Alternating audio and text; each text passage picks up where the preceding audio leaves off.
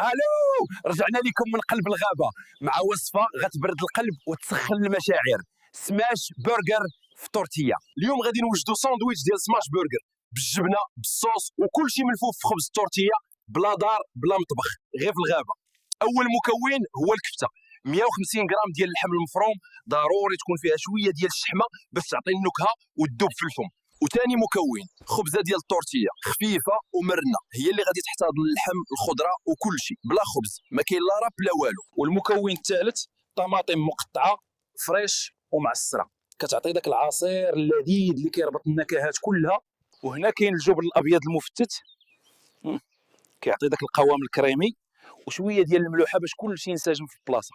وسادس مكون شويه ديال الملحه وشويه ديال البزار، بحال ما يقول المثل بلا توابل ما كاين لا نكهه لا محبه. وسابع مكون بيكيلي مقطع، يعطي داك القرشه والحموضه اللي كتزيد البرجر يهترس بالذوق. وما تنساوش اخر سر من اسرار السماش برجر، الصوص ديالي الخاص. ما فيهش بزاف، غير المايونيز، شويه ديال الكيتشوب والخردل وقبصه ثوم مجفف. جربوه وغادي تدعي معايا. اول حاجه السخونيه، خاصنا المقله تكون كتشعل باش البرجر يجي فيه داك الكريس اللي كيدوب الفم. ودبا السر كامل في هذه اللحظه، خاصك تسماشيه مزيان، ما تخافش، زير عليه، راه من هنا كيخرج داك الكريسبي العجيب. شويه ديال الملحه، شويه بزار، ونرشش عليه شويه ديال ثوم مطحون، وها هو غادي يولي معلق في الحلم ديال كل واحد كيعشق اللحم. شوف كريسبي، العافيه كدير خدمتها. واش كاين شي حاجه في هذه الغابه كتبرد القلب بحال هذه اللقطه؟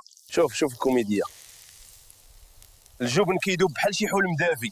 ايوا ما بقى ما يتزاد، هذه هي لحظه السكات. دابا غادي نخليه يدوب مزيان، ماشي غير جبن، هادشي فن وهدره القلب. ايوا خلوه يرتاح شويه. ما بغيتش نديرها في خبز البرجر بحال الناس، خليتها ديال الغابه في خبزه التورتيوا ديال الصهد. شوفوا شحال مشهيه، واعر ماشي غير بالرهار.